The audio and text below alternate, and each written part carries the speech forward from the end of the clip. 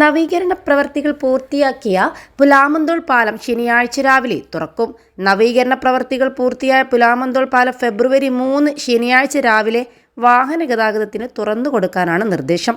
പാലത്തിൽ expansion ജോയിന്റുകളിൽ strip seal പിടിപ്പിച്ച് വശങ്ങൾ കോൺക്രീറ്റ് ചെയ്ത് ക്യൂറിംഗ് നടത്തുന്നതിനായി ജനുവരി 10 മുതൽ ഗതാഗതം നിരോധിച്ചിരുന്നു.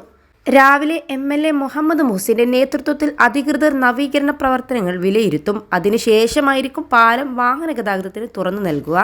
പെരുമ്പിലാവ് നിലമ്പൂർ സംസ്ഥാന പാതയിൽ പുലാമന്തോൾ പാലത്തിൽ പൂർണ്ണമായി തകർന്ന റോഡിന്റെ പുനർനിർമ്മാണമാണ് നടത്തിയിരുന്നത്. പാലത്തിൽ റോഡിന്റെ പഴയ ടാറിംഗ് ഭാഗങ്ങൾ പൊളിച്ച് നീക്കം ചെയ്യുന്ന പ്രവൃത്തിയാണ് അന്ന് തുടങ്ങിയത്. വൺ വേ അടിസ്ഥാനത്തിൽ ഒരു ഭാഗത്തുകൂടി വാഹനങ്ങൾ കടത്തിവിടുന്ന വിധത്തിലായിരുന്നു പ്രവൃത്തി ക്രമീകരിച്ചിരുന്നത്. +2 ഡിഗ്രി കഴിഞ്ഞവർക്ക് വേൾഡ്സ് ഫസ്റ്റ് AR/VR ക്ലാസ് റൂമിലൂടെ സ്മാർട്ട് ഫോൺ എഞ്ചിനീയർ ആവാം. കൂടുതൽ അറിയാൻ വിളിക്കൂ ബ്രിഡ്കോ ആൻഡ് ബ്രിഡ്കോ.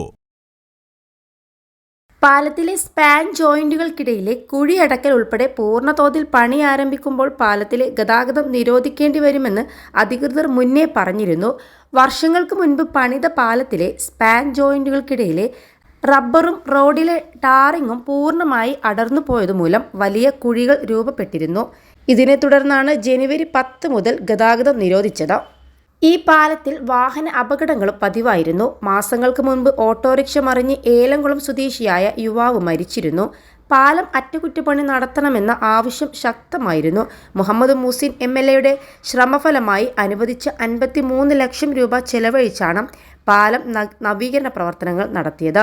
കഴിഞ്ഞ ദിവസം MLAയും രാഷ്ട്രീയ കക്ഷി പ്രതിനിധികളും PWD ഉദ്യോഗസ്ഥരും സ്ഥലം സന്ദർശിക്കുകയും ചെയ്തു.